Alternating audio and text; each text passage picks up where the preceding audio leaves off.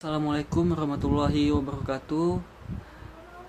Segala puji syukur kita panjatkan kehadirat Allah Subhanahu wa taala, karena atas rahmatnya dan karunia-Nya kita diberi kesehatan hingga saat ini. Yang terhormat Bapak dosen dan teman-teman sekalian, perkenalkan nama saya Faundra Dio Pratama. Saya dari kelas DM3. Saya akan memaparkan materi mengenai implementasi design thinking dalam problem solving. Topik ini menjadi sangat relevan karena saat ini kita hidup di era yang penuh dengan perubahan cepat, baik dari sisi teknologi, sosial maupun ekonomi. Permasalahan yang muncul tidak lagi bersifat sederhana dan linear, tetapi kompleks, saling berkaitan dan sangat dipengaruhi oleh faktor manusia. Design thinking hadir sebagai sebuah pendekatan pemecahan masalah yang menempatkan manusia sebagai pusat dari proses berpikir. Pendekatan ini tidak hanya menekankan pada hasil akhir berupa solusi, tetapi juga pada proses memahami masalah secara mendalam. Oleh karena itu, melalui materi ini diharapkan kita dapat memahami bagaimana design thinking dapat digunakan sebagai alat berpikir yang sistematis, kreatif, dan aplikatif dalam berbagai konteks permasalahan. Materi ini membahas konsep dan penerapan design thinking sebagai pendekatan pemecahan masalah yang berorientasi pada manusia. Dalam praktiknya, banyak solusi gagal diterapkan bukan hanya karena idenya yang salah, melainkan karena solusi tersebut tidak sesuai dengan kebutuhan nyata pengguna. Hal ini sering terjadi karena pembuat solusi hanya berangkat dari asumsi, bukan dari pemahaman mendalam terhadap pengguna. Design thinking membantu mengatasi masalah tersebut dengan menekankan empati, observasi, dan keterlibatan langsung dengan pengguna. Dengan demikian, solusi yang dihasilkan tidak hanya inovatif, tetapi juga relevan, dapat diterima dan berkelanjutan. Pendekatan ini banyak digunakan dalam dunia bisnis, seperti pendidikan, layanan publik, hingga kewirausahaan sosial. Nah, untuk latar belakangnya, perubahan sosial, ekonomi, dan teknologi yang sangat cepat menyebabkan permasalahan yang dihadapi masyarakat semakin kompleks. Banyak masalah yang tidak memiliki batasan yang jelas, melibatkan banyak pihak, serta dipengaruhi oleh perilaku dan kebutuhan manusia yang beragam. Permasalahan semacam ini sering disebut wicked problems, yaitu pendekatan problem solving konvensional seringkali langsung berfokus pada pencarian solusi tanpa memahami akar permasalahan. Akibatnya, solusi yang dihasilkan hanya bersifat sementara dan tidak menyentuh masalah utama. Oleh karena itu, diperlukan pendekatan yang mampu menggabungkan empati, kreativitas, dan analisis secara seimbang, yaitu design thinking.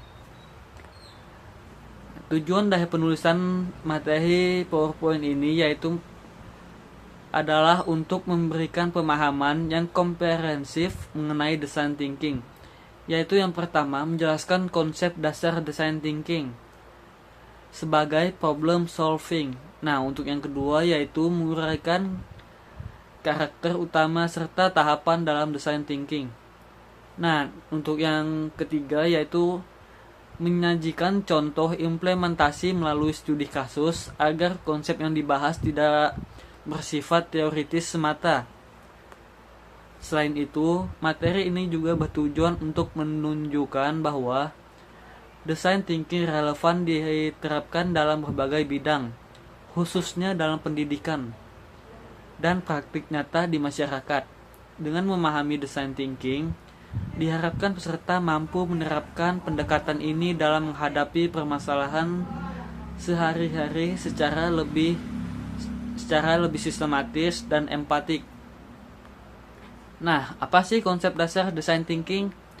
Design thinking adalah pendekatan pemecahan masalah yang berpusat pada manusia atau human centered Pendekatan ini menekankan pemahaman mendalam terhadap kebutuhan, pengalaman, dan permasalahan pengguna sebagai dasar merancang solusi. Dalam design thinking, manusia tidak diposisikan sebagai objek, tetapi sebagai subjek utama. Nah, selain itu, design thinking ini bersifat kreatif karena mendorong munculnya ide-ide baru, kolaboratif karena melibatkan berbagai pihak, serta iteratif melalui proses pengujian dan umpan balik.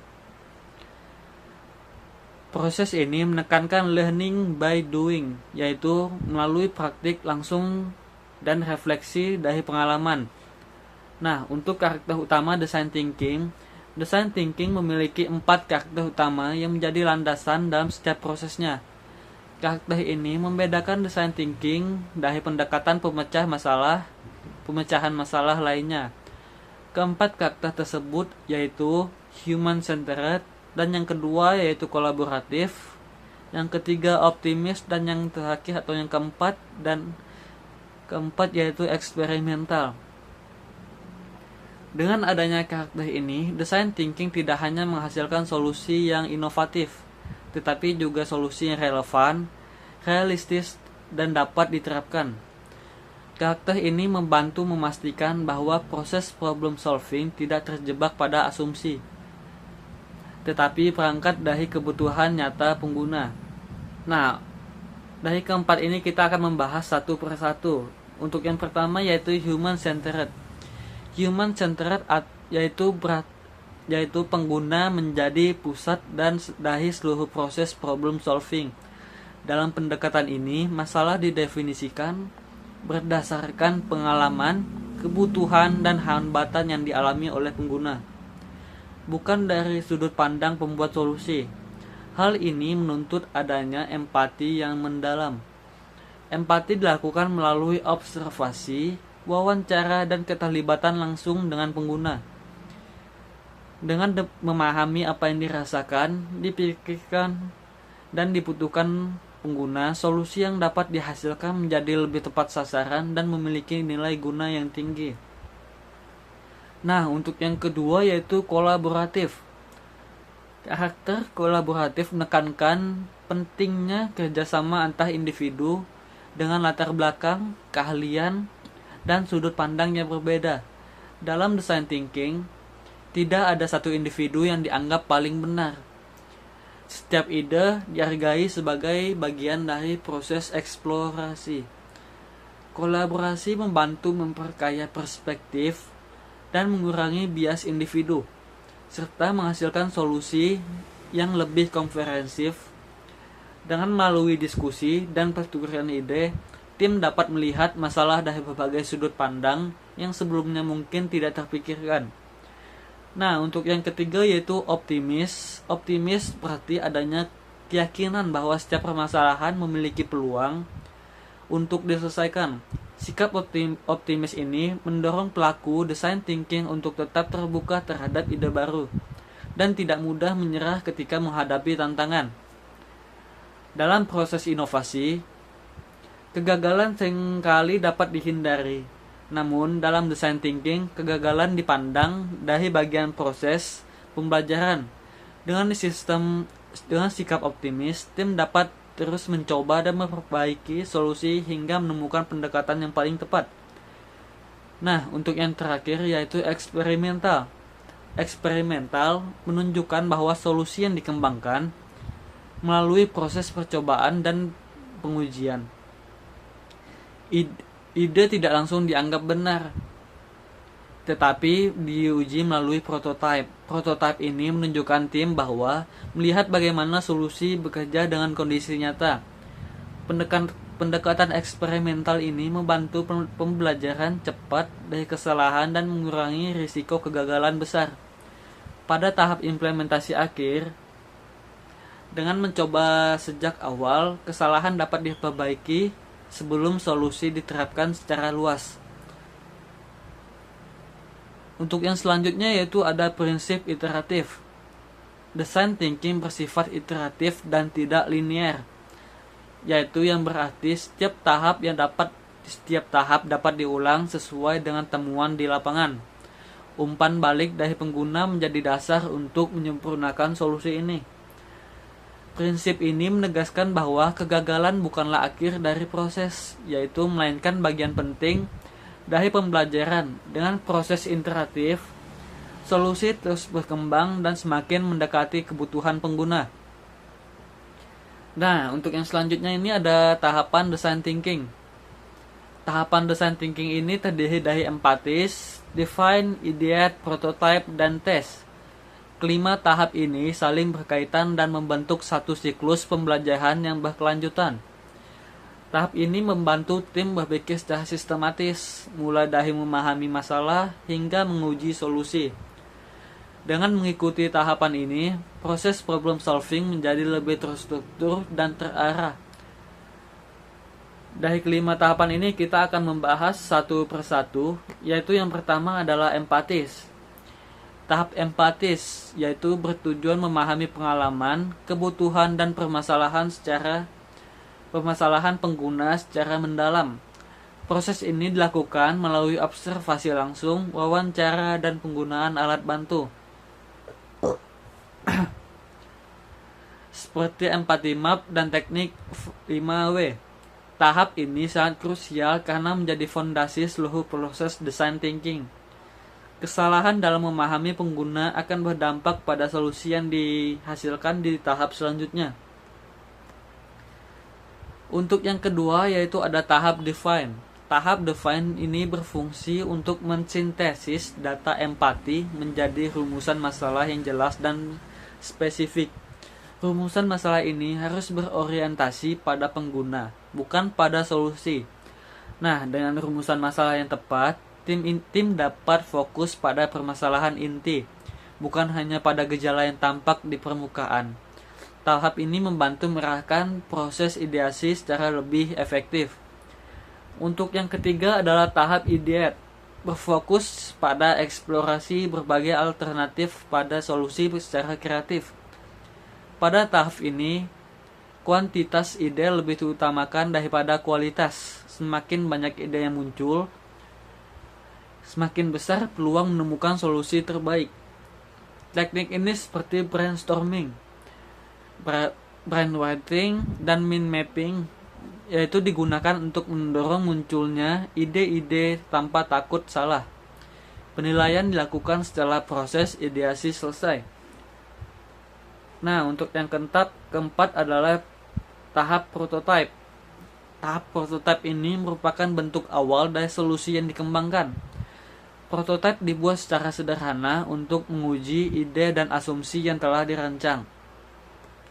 Tahap ini juga membantu tim melihat bagaimana solusi bekerja dalam praktek, serta menemukan kelemahan sejak dini. Dengan prototipe, ide abstrak dapat diwujudkan menjadi bentuk nyata. Untuk yang tahap terakhir yaitu tahap tes. Tahap tes ini dilakukan dengan melibatkan pengguna secara langsung untuk menyempurnakan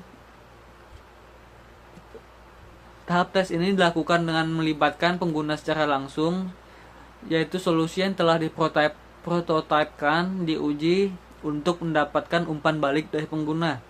Umpan balik ini untuk menyempurnakan solusi, kritik, dan kegagalan dipandang sebagai sumber pembelajaran untuk menghasilkan solusi yang lebih baik dan sesuai kebutuhan.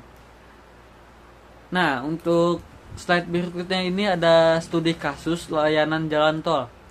Dalam studi kasus layanan jalan tol, ditemukan berbagai permasalahan seperti keterbatasan rest area, kemacetan, dan antrian panjang di gerbang tol. Permasalahan ini diidentifikasi melalui proses empati terhadap pengguna jalan tol. Dengan memahami pengalaman pengguna, tim dapat melihat bahwa permasalahan ini tidak hanya bersifat teknis, tetapi juga berkaitan dengan kenyamanan dan efisiensi layanan. Dan untuk solusi layanan jalan tol ini, solusi yang dapat dikembangkan yaitu meliputi aplikasi layanan terpadu dengan sistem pembayaran elektronik. Solusi ini bertujuan untuk meningkatkan kenyamanan pengguna dan mengurangi antrean. Solusi ini diuji melalui prototipe dan pengujian langsung kepada pengguna untuk memastikan efektivitasnya sebelum diterapkan secara luas. Untuk studi kasus yang kedua yaitu yang itu melibatkan UMKM.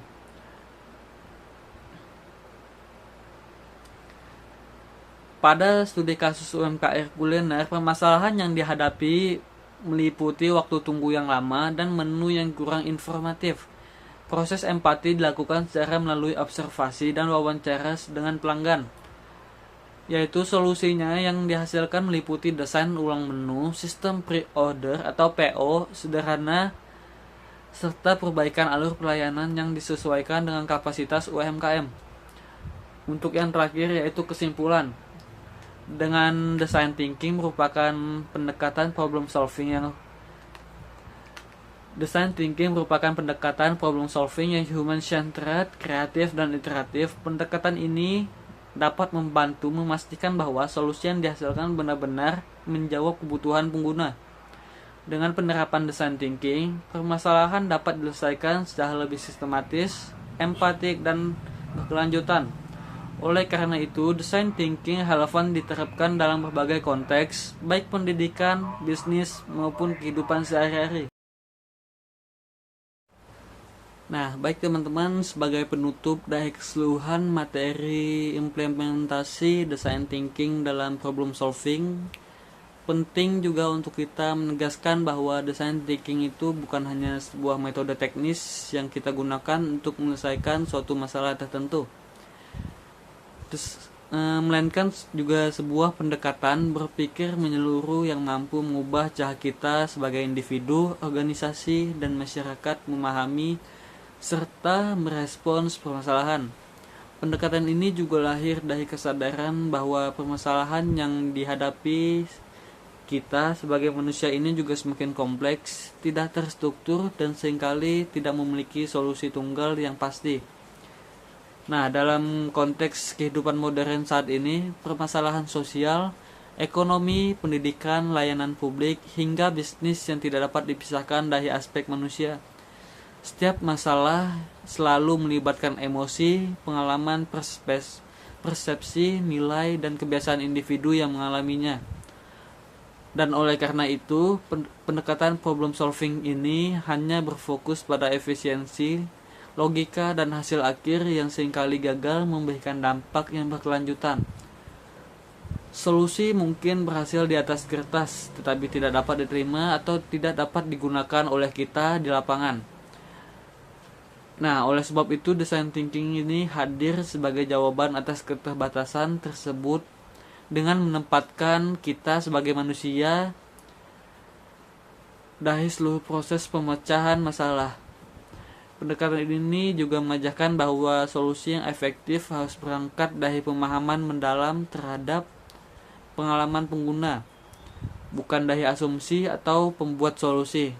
Dengan demikian, design thinking ini mengubah paradigma problem solving dari yang semula bersifat solution driven menjadi human driven. Nah, untuk pendekatan human centered dalam design thinking ini menekankan pentingnya empati sebagai pondasi utama. Empati juga bukan sekedar memahami apa yang dikatakan oleh pengguna, tetapi juga akan memahami apa yang mereka rasakan, mereka pikirkan, dan mereka alami dalam kehidupan sehari-hari. Proses empati ini juga dilakukan melalui observasi secara langsung, wawancara mendalam, dan keterlibatan aktif dengan pengguna. Melalui proses ini, perancang solusi dapat menekankan akar permasalahan yang seringkali tersembunyi di balik gejala yang tampak di permukaan.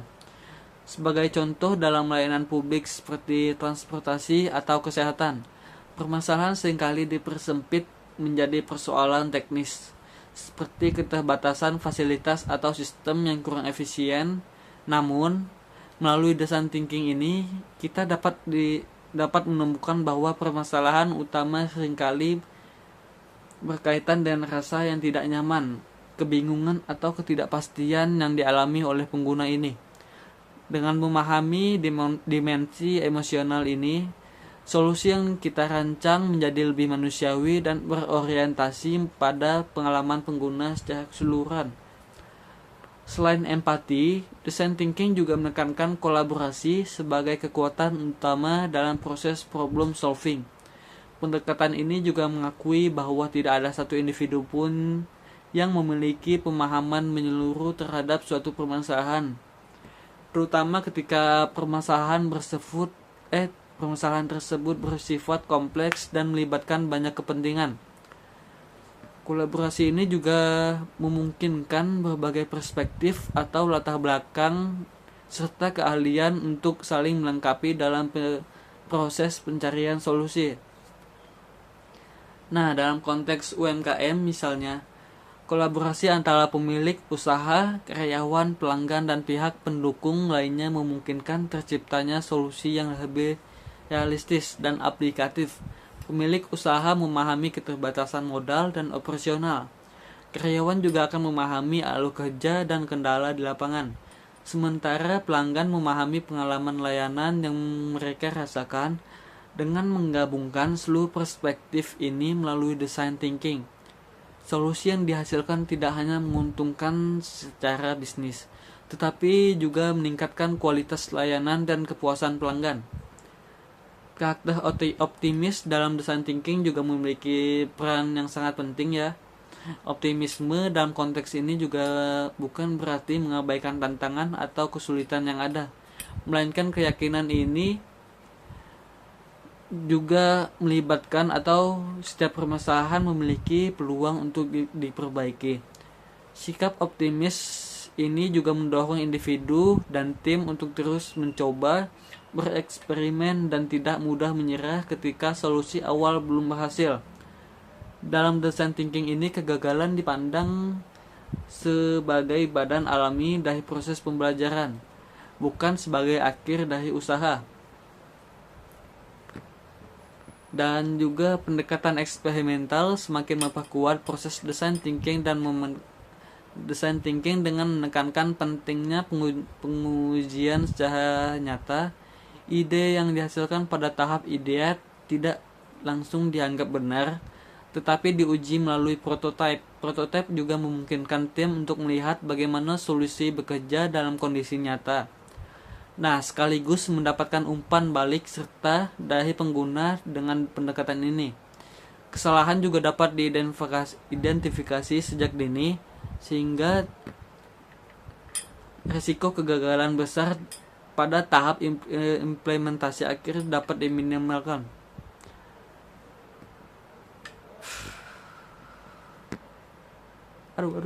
Maaf.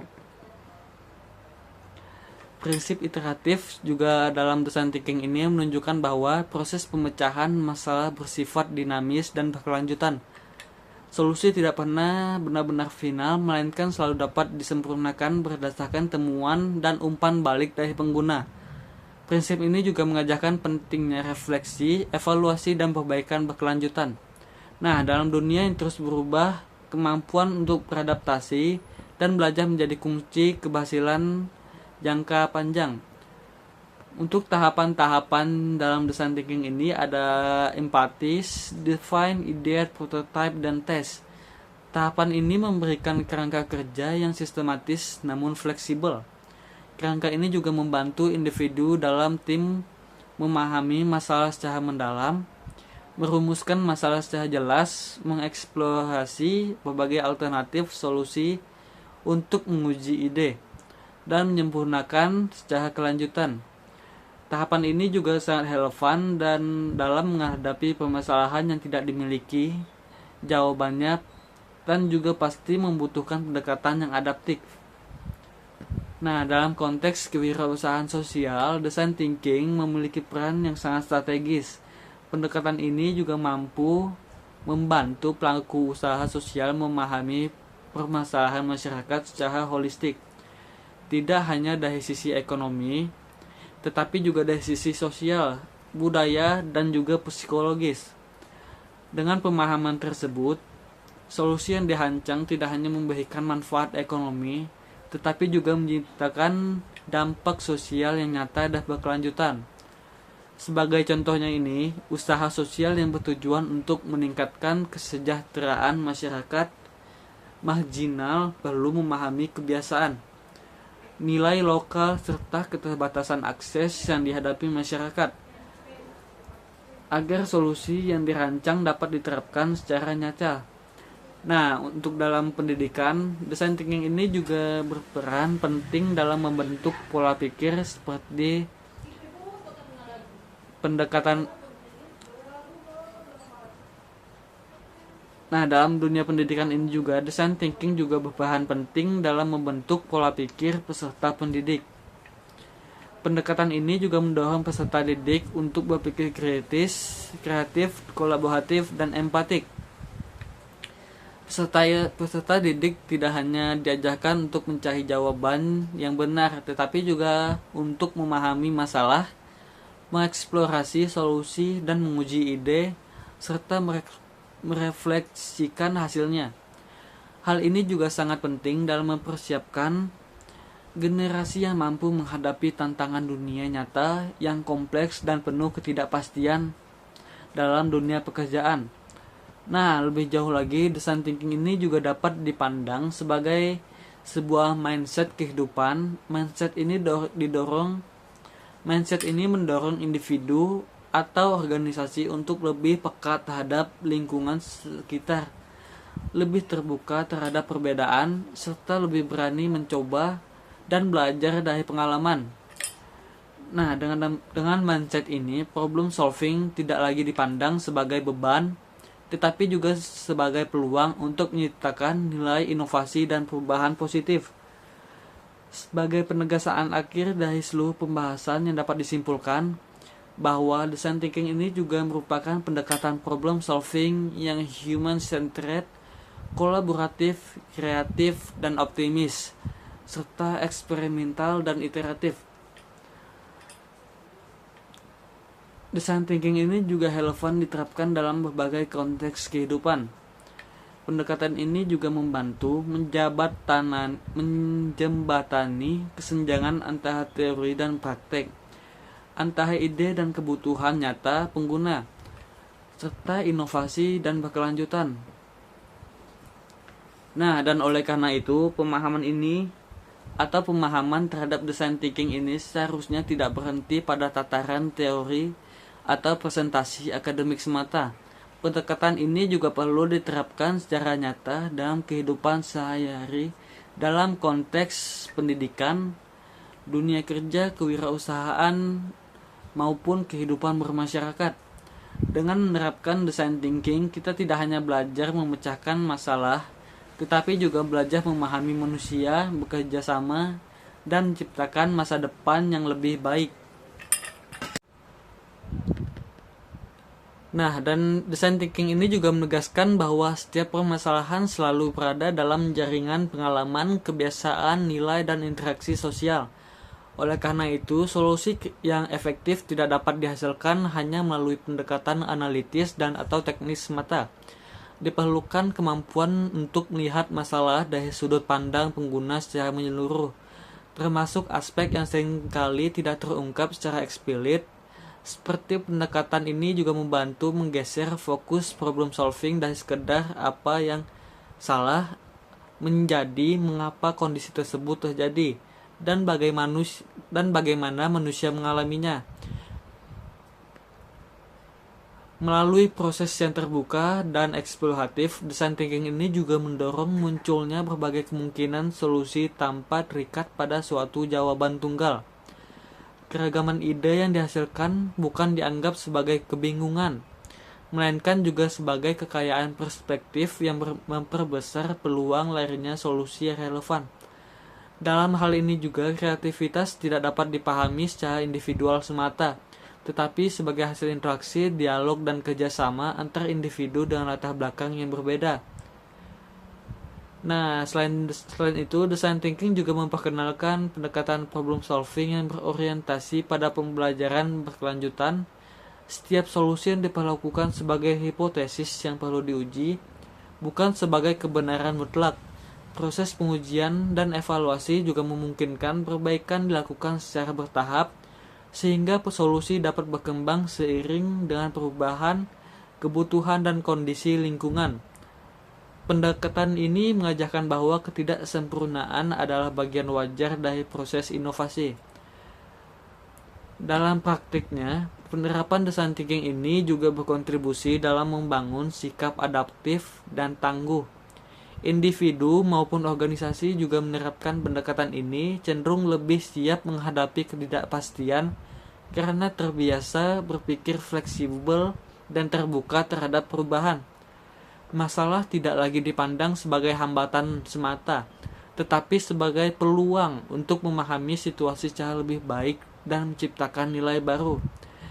Dan untuk lebih luas lagi, design thinking ini memiliki potensi untuk membentuk cara berpikir yang lebih inklusif dan bertanggung jawab secara sosial. Dengan menempatkan manusia sebagai pusat perhatian, pendekatan ini mendorong lahirnya solusi yang tidak hanya efektif secara fungsional, tetapi juga etis terhadap kontekstual. Hal ini juga menjadi sangat penting dalam menghadapi tantangan global yang semakin kompleks dan saling terkait. Sebagai penutup, dapat ditegaskan bahwa design thinking ini bukan hanya kerangka kerja pemecahan masalah, melainkan juga sebuah pendekatan strategis yang mengintegrasikan pemahaman, kreativitas, dan tindakan. Implementasinya ini membuka ruang bagi problem solving yang lebih bermakna, berkelanjutan, dan relevan dengan realitas kehidupan. Dengan demikian, design thinking layak dijadikan landasan dalam membangun cara berpikir dan bertindak yang lebih manusiawi dalam menghadapi berbagai tantangan masa kini dan masa depan. Nah, mungkin untuk itu saja presentasi dari saya. Apabila ada kesalahan kata, mohon maaf. Wassalamualaikum warahmatullahi wabarakatuh.